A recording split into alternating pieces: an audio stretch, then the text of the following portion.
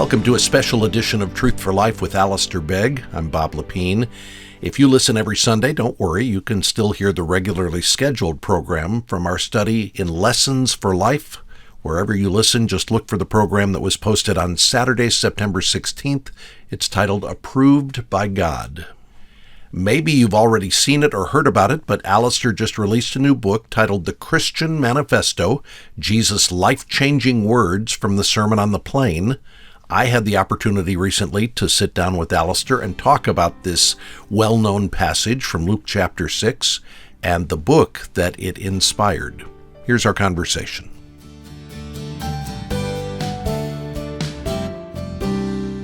I want to start by asking you about the title of the book, because I don't think of you as a provocateur, and yet here we are in the middle of conversations about things like Christian nationalism, and Alistair Begg writes a book called The Christian Manifesto. You want to explain yourself here? Yeah, I think that the title we thought about for those very reasons, and decided that the risk was worth the potential benefit. Just in the sense that, people are used to setting out their declarations, their statements regarding their company policy or their school agenda or whatever it might be. And so what we're really saying in this is that if you listen to the king talk about his kingdom, what are the principles and values that are there?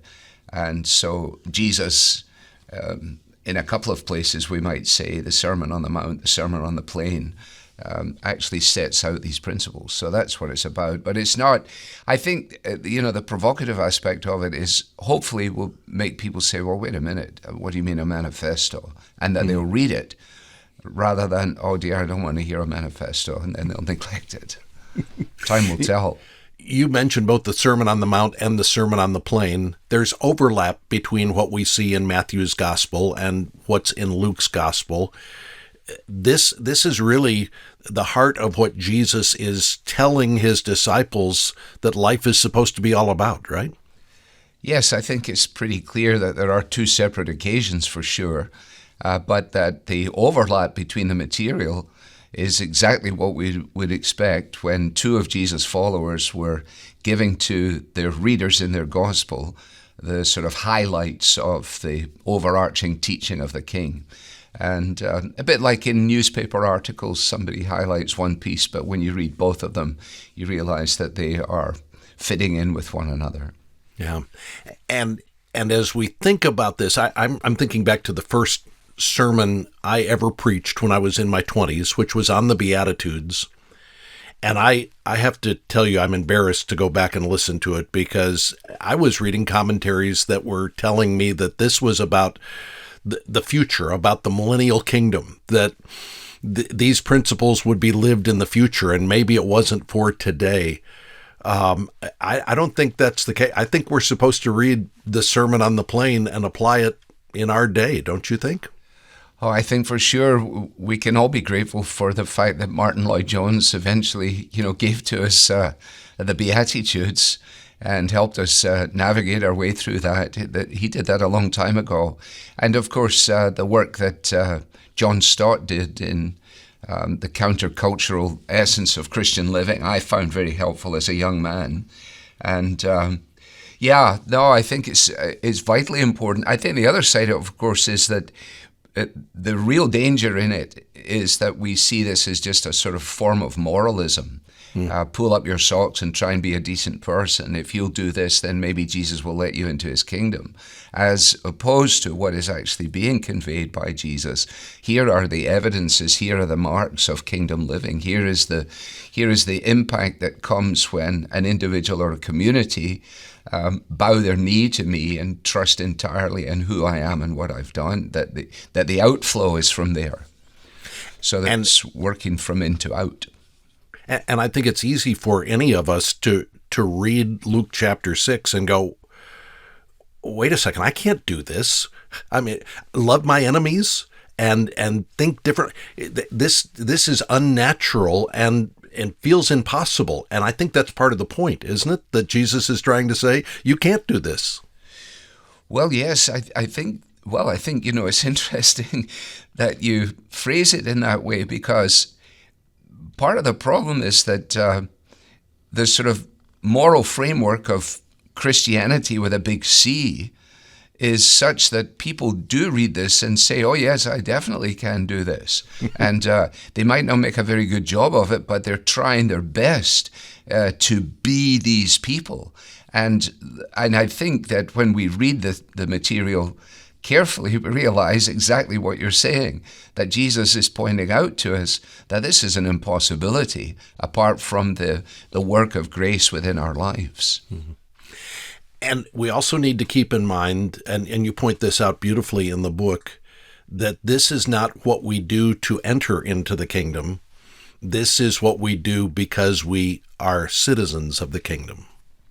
Yes, and so to read it, I must be honest, Bob, I scan read this book in preparation for this conversation, and I was immediately thinking of the passage where Paul says, I don't box in the air, I don't shadow box, but I beat my body.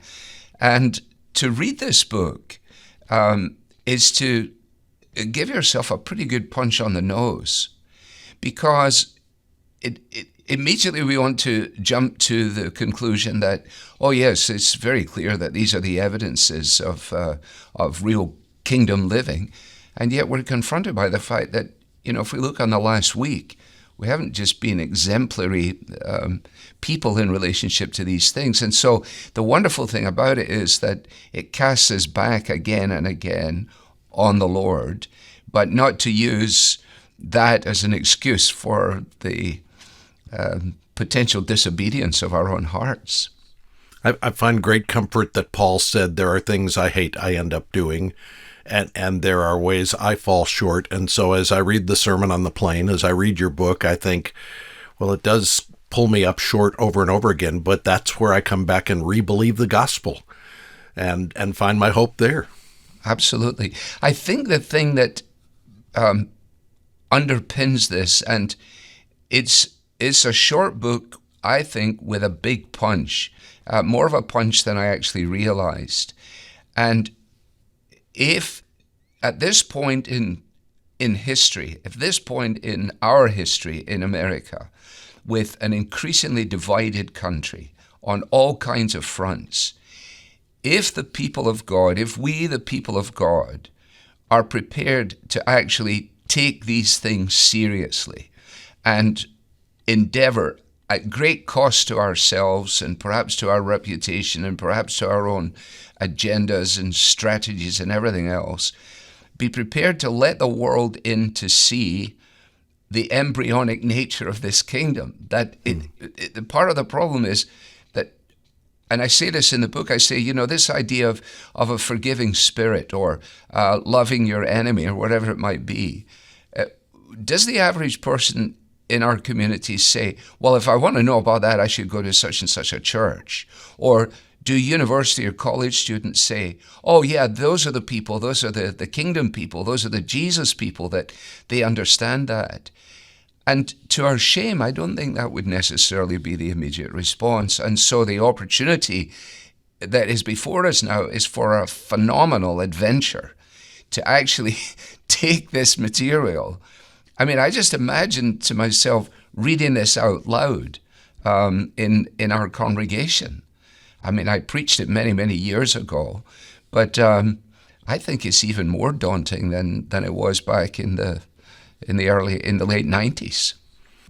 I think about principles in the Sermon on the Plain, like the teaching of Jesus that we are to love our enemy.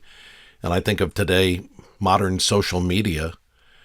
I wonder how many Christians are taking a command to love your enemy, and as they write out their latest tweet or post their latest post on Facebook, are thinking, well, I need to be loving my enemy. It seems we've lost sight of some of these commands of Jesus.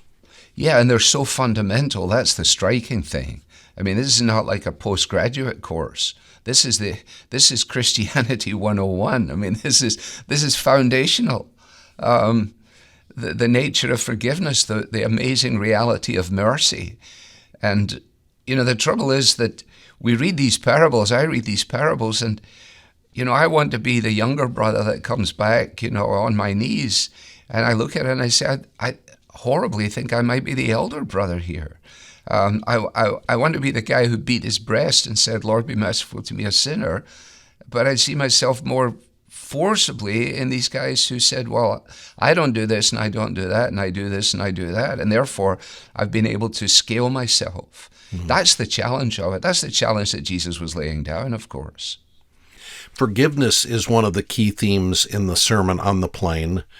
And you and I both, as we talk to people in pastoral ministry, find a lot of people struggling with this issue of forgiveness. In part, I think, because they don't rightly understand what it means to forgive someone. Forgiveness, though, is a command. It's not an option for a Christian, is it? Right. The way in which it is framed, of course, is that our merciful response to people, reaction to people, is on account of the groundswell reality of realizing how merciful God has been to us. Yeah. And, when we say the Lord's Prayer, forgiving our debtors, as forgive us our sins, forgive us our debts as we forgive our debtors. It's so hard to say that because you've got the trespasses or debtors or whatever. And anyway, forgive us our trespasses as we forgive those who trespass against us. And it's only as I realize the immensity of God's forgiveness towards me that I realize that I don't really have an option here in terms of forgiveness. It doesn't mean that to forgive a person doesn't mean that we condone what they've done or that we are just simply saying it doesn't matter. No, we don't condone it, and it does matter. If it didn't matter, if it wasn't wrong, there would be no need for forgiveness. But to forgive in that way is a supernatural thing. In the same way that at the other end of the other side of the coin, to love in the way that Jesus calls us to love is also a supernatural reality. As you're sitting with someone who is struggling with forgiveness, they've been profoundly hurt or scarred by someone, and they say, I just can't forgive this person. What's your pastoral counsel to them in that moment? Well, funnily enough, I was with somebody just last week. They came through our building. They were traveling. And in casual conversation, we were just bantering things around. And then eventually the gentleman said to me, would it be okay if you and I just talk for a moment? And as we talked, he told me that he's been harboring all of his life a sense of anger towards one of his parents. He had reached the point, he said, where he has now been able to look on that parent with a sense of compassion. But he said, and then he burst into tears, as a man in his 60s, he said, but I just can't say, I forgive you. Can you help me to do that? And so I said, well, I'll try. But that is the reality of it. And it's not immediately helpful, I think, to say to somebody, well, I'm not sure can't is right. I think perhaps won't is right, because it is by an act of the will. Sometimes our hearts need to catch up with our heads, need to catch up with our words. And so I encouraged him, and we prayed together. And he said, this has been a burden shared and a burden halved. Let me ask you about Jesus' teaching about money and possessions, which is a part of what's in the Sermon on the Plain, which again seems countercultural to the consumerism and the materialism that is so prevalent in our own culture. Yeah, it is such a challenge. I mean, that's what I say when I read through this again. I don't know about you, Bob, but I don't re-listen to my own sermons. I mean, Spurgeon said, keep your old sermons to weep over, and I can understand that. But as I read this material again, I was struck by the immensity of the challenge, that the things that we lay store by are not the things that Jesus lays store by. And we have, if you like, been tempted, at least in Western civilization, to baptize into orthodoxy a sense of well-being, a sense of position, and a sense of being relatively settled. But as I say in the book, in terms of being rich, most of us would fit in the scheme of the entire world in the 1% of those in the entire world. Therefore, it's not as if I can sidestep it and say, well, I know a few people who are rich, they need to hear this. No, I need to hear this as well, because the temptation is to find our security in something other than God himself. And Jesus is saying there's no lasting joy that is found in that. And of course, we know that. But then it's so easy to slip back into that and to be confronted by the challenge of the manifesto of the King. He says, no, you've got it upside down if you go there. My world turns it upside down. And that's the challenge. Is there anything that helps you rethink your relationship with money and possessions? As you read the words of Jesus, how do you get free from the bondage that can come from materialism? Well, I think, first of all, just being alerted to it is one thing, and not trying to sidestep the warning bell, saying, yeah, well, that's very good for someone, but it doesn't matter to me. First of all, being prepared to allow the thing to scan our own hearts. And then I think generosity with what we have is a tremendous help to recognizing that what we have was entrusted to us on loan and it's not ours to keep in any case. And, I say that as a Scot. We're known along with the Dutch and a few others for a sense of frugality and for, holding everything to ourselves. It's a real journey for me to discover that generosity with a provision that God has made is a wonderfully satisfying reality, and also it when you do that, when you disburse what you have, then you have less left, and therefore you are left to trust God, I suppose, more, because you're saying, I don't need this for my security. I need you as my security. Luke chapter 6 and the Sermon on the Plain does not feel to me like a passage you go to for comfort.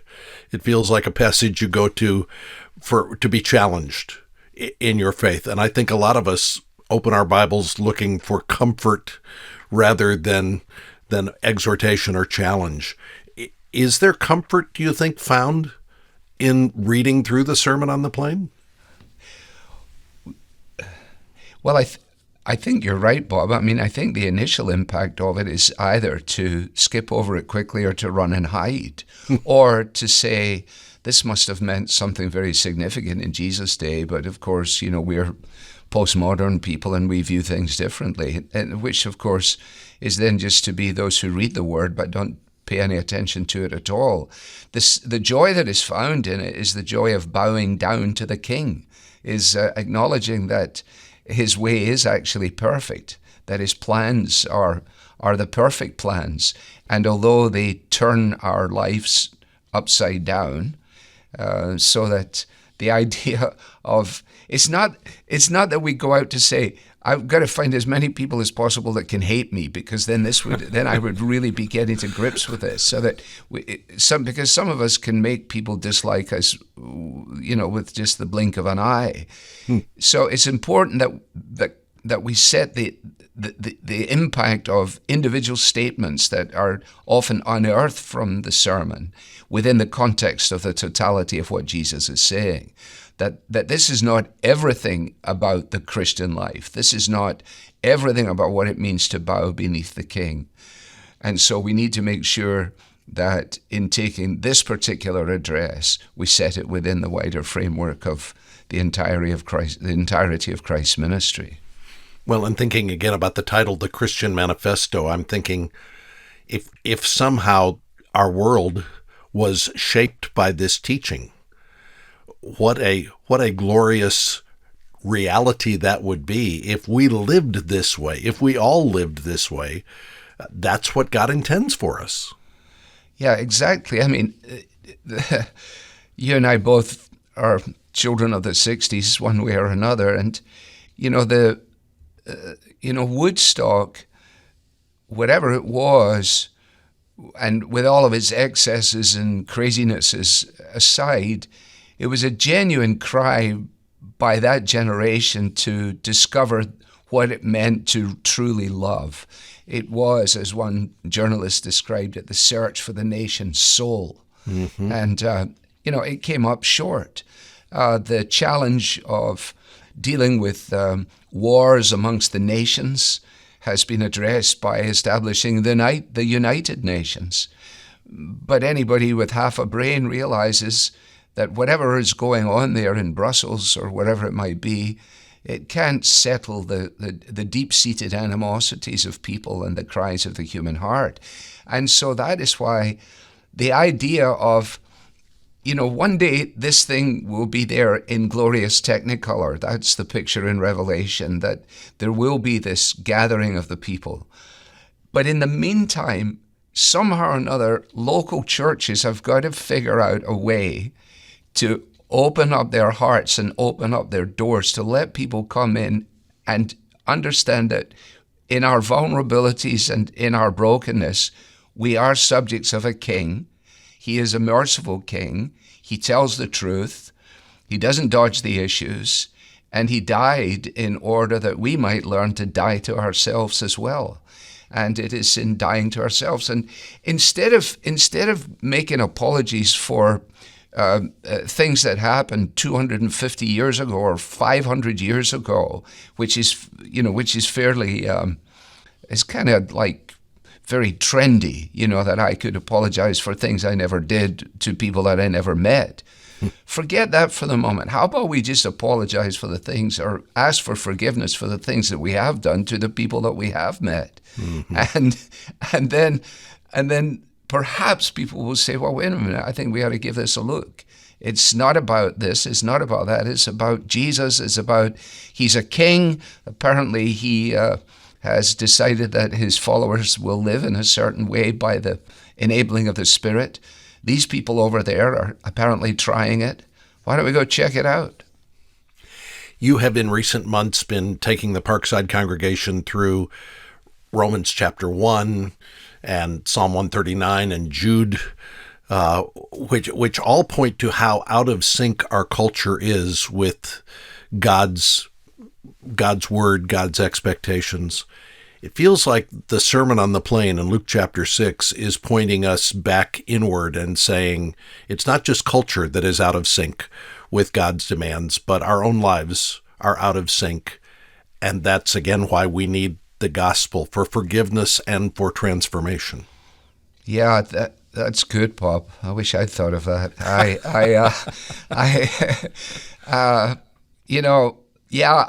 think one of the salvations for me in trying to tackle Jude and being tackled by Jude is the fact that he doesn't name anybody.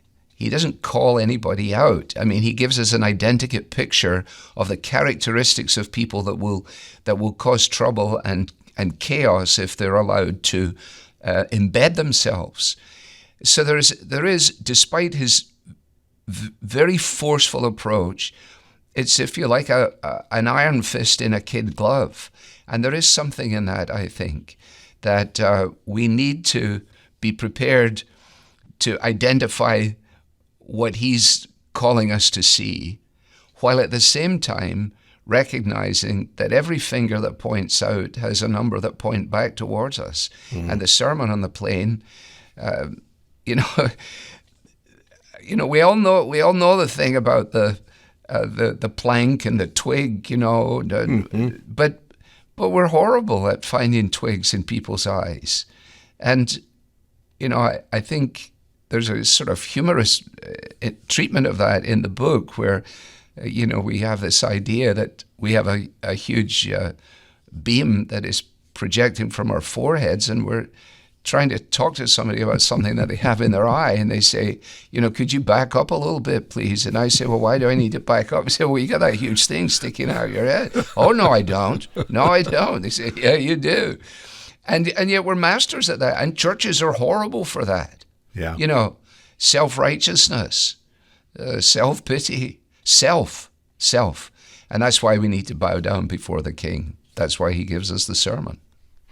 And I think it's not unimportant for us to be looking and saying, this is what is wrong in our world, and this is how the gospel would fix that. But if we neglect, this is what is wrong in my own heart, and this is what needs to be addressed there, then we drift into the self-righteousness that you're talking about. I want to ask you about the last chapter in the book, because after all of the challenging teaching of the Sermon on the Plain, you conclude the book by talking about the heart of the King. Why is that so important as we work our way through this material? Well, just in the same way that when we listen to somebody giving a talk, there is a person there. There is a life there. We hear these words and we respond to them not simply because we can understand the syntax, but because we sense something of the person, at least at best. And so when we read the words of Jesus, we need to realize that these are Jesus' words. He is the Christ who has spoken clearly. He is the Christ who has compassion on people. He's the Christ who gives up himself in order that others might find in him the longings of their hearts. And that's why we finish in the way that we do, so that we don't get the creed, as it were, distanced from the compassionate heart of Christ himself. I think every pastor who preaches, every author who writes a book like this comes away thinking, I hope my readers or my listeners will think differently as a result of their interaction with this, will feel differently, and will act differently. As you think about this book and your prayer for this book, what do you hope will be different? How do you hope people will be different after they have read this book and they've meditated on this sermon? Well, first of all, I hope that I will be different. The old song that we never sing, it's not my brother, not my sister, but it's me, O Lord, standing in the need of prayer. I mean, that is foundationally the case. And so I hope that would be multiplied. I hope that our church family, those who choose to read this book, that it might have an impact among us, because learning to say I'm sorry, learning to say please forgive me, learning to say, I'm not at my best at the moment, can you come alongside me? Learning to say, yes, I know that these people believe a very different agenda, that their lifestyle is orientated in another direction, and learning to say, but I have no basis upon which I could argue that I myself would not be where they are, were it not for the amazing grace of God, were it not for his compassion towards me. And in very specific areas this comes across. I mean, you and I know that we field questions all the time that go along the lines of, my grandson is about to be married to a transgender person, and I don't know what to do about this, and I'm calling to ask you to tell me what to do, which is a huge responsibility. And in a conversation like that just a few days ago, and people may not like this answer, but I asked the grandmother, does your grandson understand your belief in Jesus? Yes. Does your grandson understand that your belief in Jesus makes it such that you can't countenance in any affirming way the choices that he has made in life? Yes. I said, well then, okay, as long as he knows that, then I suggest that you do go to the ceremony, and I suggest that you buy them a gift. Oh, she said, what? She was caught off guard. I said, well, here's the thing. You're not going to, your love for them may catch them off guard, but your absence will simply reinforce the fact that they said these people are what I always thought, judgmental, critical, unprepared to countenance anything. And it is a fine line, isn't it? It really is. And people need to work out their own salvation with fear and trembling. But I think we're going to take that risk. We're going to have to take that risk a lot more if we want to build bridges into the hearts and lives of those who don't understand Jesus and don't understand that he is a king. John tells us he was full of grace and truth, and we have to figure out how we can be full of grace and truth at the same time, don't we? Yeah. Our words should be full of grace and seasoned with salt. Yes. So easy to get that upside down. And when a pastor does, then that will take on a role in a congregation as well and flavor it. And so, let not many of you become teachers.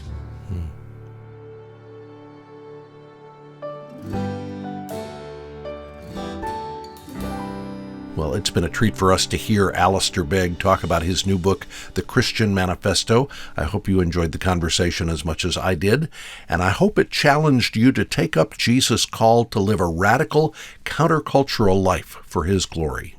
If you'd like to find out more about the book, The Christian Manifesto, visit truthforlife.org/store. There you're able to preview the book and to get your copy. Our team at Truth for Life has also produced a companion study guide that's great for both individual readers and small groups. It's only $3 with free shipping, or you can download it as a free PDF. It's a great pairing with the book, so you can take notes chapter by chapter, apply what you've learned, and then discuss it with others. Once again, find the study guide as well as the book at truthforlife.org/store. I'm Bob Lepine. Thanks again for joining us for this special interview. The Bible teaching of Alistair Begg is furnished by Truth for Life, where the learning is for living.